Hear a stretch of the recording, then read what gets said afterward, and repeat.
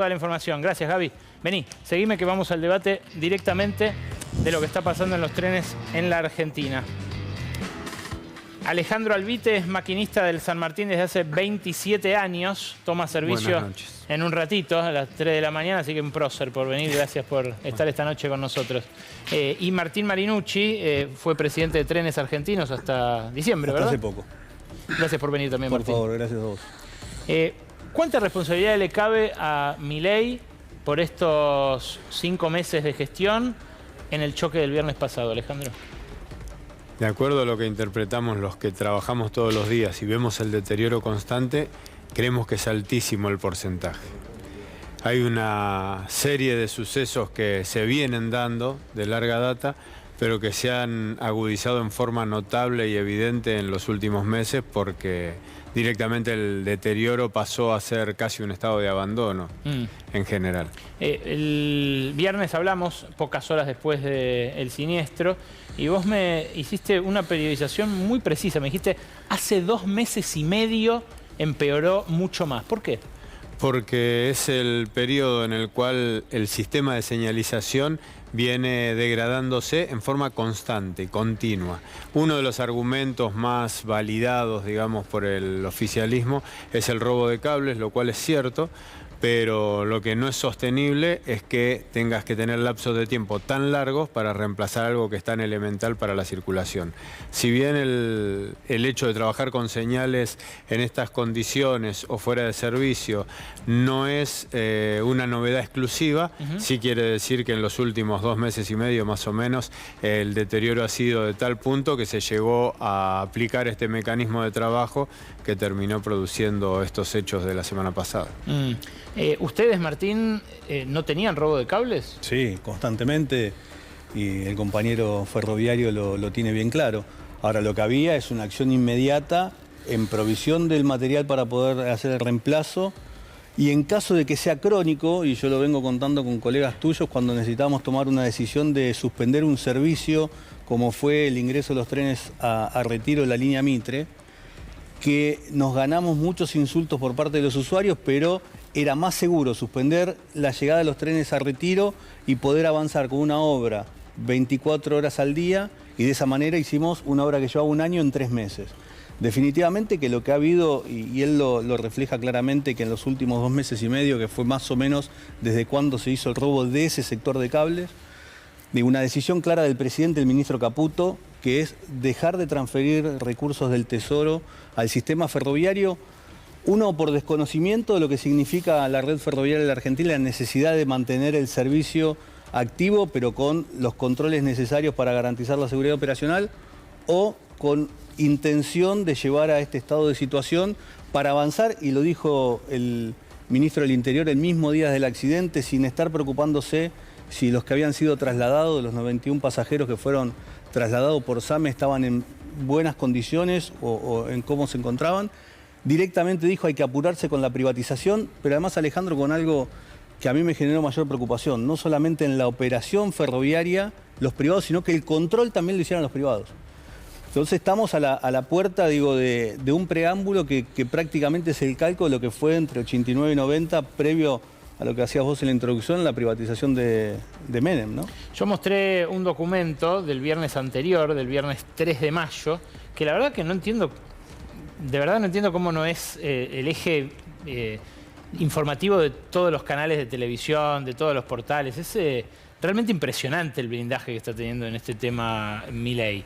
La advertencia estaba ahí, estaba por escrito, está en el sistema de gestión documental del Estado, y la firma es de Luis Adrián Luque.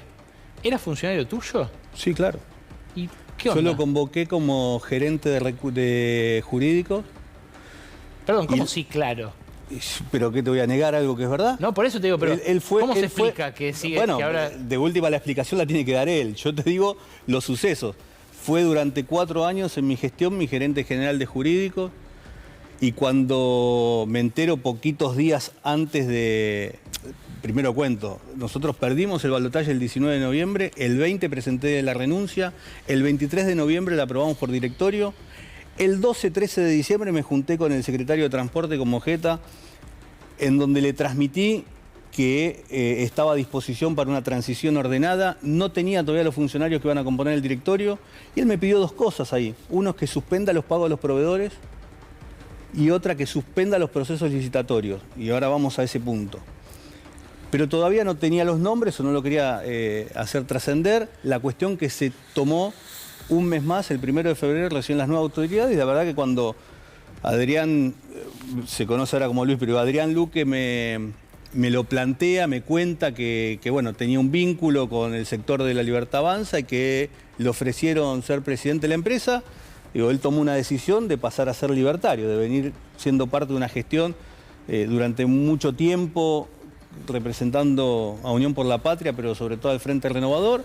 Nosotros tuvimos una decisión clara que era, empieza un gobierno que no tenemos nada que ver en términos ideológicos, en términos de conciencia social, que no podíamos ser parte y nos fuimos. Y bueno, él tomó la decisión de pasar a las filas de Javier Milei, ¿no? ¿Es el único que continuó?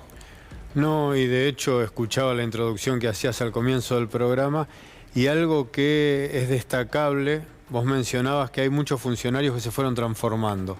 Uno de ellos es Gustavo Ceni, que está como oculto y es un exfuncionario de TVA que también fue funcionario en UGOFE, ese periodo de transición entre la privada y el Estado, y que actualmente es uno de los principales asesores en el área de ferrocarriles. ¿Pero estaba con el gobierno anterior también?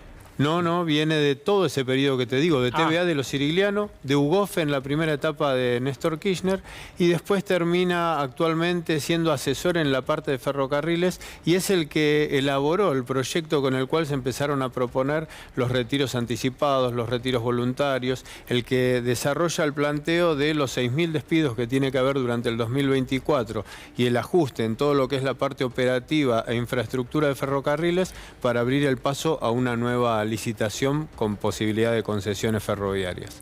Ahora, de los que estaban en la anterior gestión, ¿es el único Luque que continuó?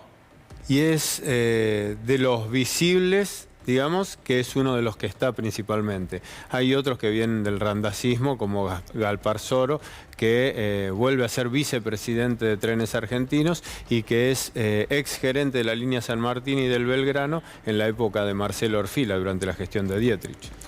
¿No se dan cuenta de la responsabilidad que esto implica? De quien toma la decisión. Claro, Schiavi fue preso. Sí, ¿Vos qué pensás? ¿Que son Alejandro, temerarios, que no lo imaginan? Sí, sin duda, yo fui presidente 4 años, no solamente de SOPSE, la operadora, sino también 2 años y medio de ADIF, de la infraestructura ferroviaria. Uno sabe el riesgo, pero también tiene que ver con la vocación de servicio. Digo, uno pone lo mejor de sí para resolver los problemas existentes y además ir en las contingencias a actuar con decisiones permanentes para resolver las situaciones. Está bien, pero acá gastando 75% menos era bastante esperable que pasara algo así. Absolutamente, por eso digo, o hay una inoperancia por parte de los responsables, digo, ministro de Economía, secretario de Transporte, subsecretario de Transporte, en función de no enviar los recursos y como bien vos decís, digo, para entender y que el televidente pueda interpretar de qué hablamos, hoy para funcionar SOPSE necesita por lo menos 15.000 millones de pesos mensuales en gastos corrientes y gasto de capital. Dejamos de lado el gasto de personal.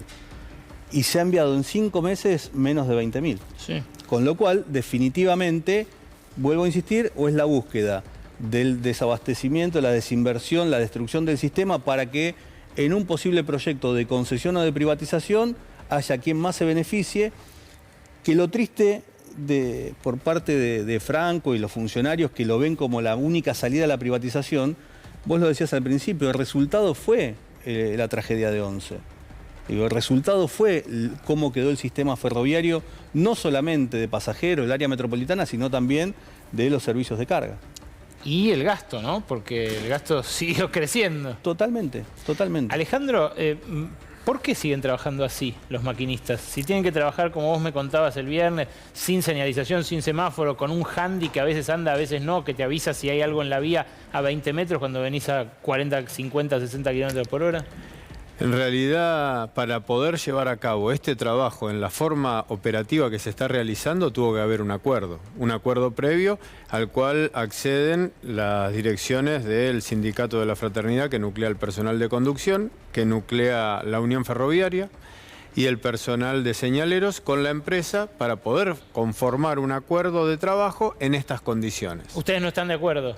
¿Los maquinistas? Muchos de los trabajadores no estamos de acuerdo con esto. Esto es un acuerdo que se firma entre las cúpulas de los sindicatos y la empresa para poder implementar un trabajo en estas condiciones. Claro, lo que pasa es que después el que puede ir preso sos vos. Nosotros lo que hacemos es poner, como te decía ese día cuando hablábamos, la mejor buena voluntad para que esto salga lo mejor posible en las condiciones dadas. Algunos de nosotros trabajamos la mayor parte de nuestra jornada de noche, otros lo hacen de día, tomando los recaudos necesarios para trabajar en esas condiciones de acuerdo a la visibilidad que tenés, a la velocidad del tren que llevas, a las condiciones, la cantidad de pasajeros que tenés, el peso del tren, etcétera. Un montón de factores que inciden en la operatividad diaria de todo eso.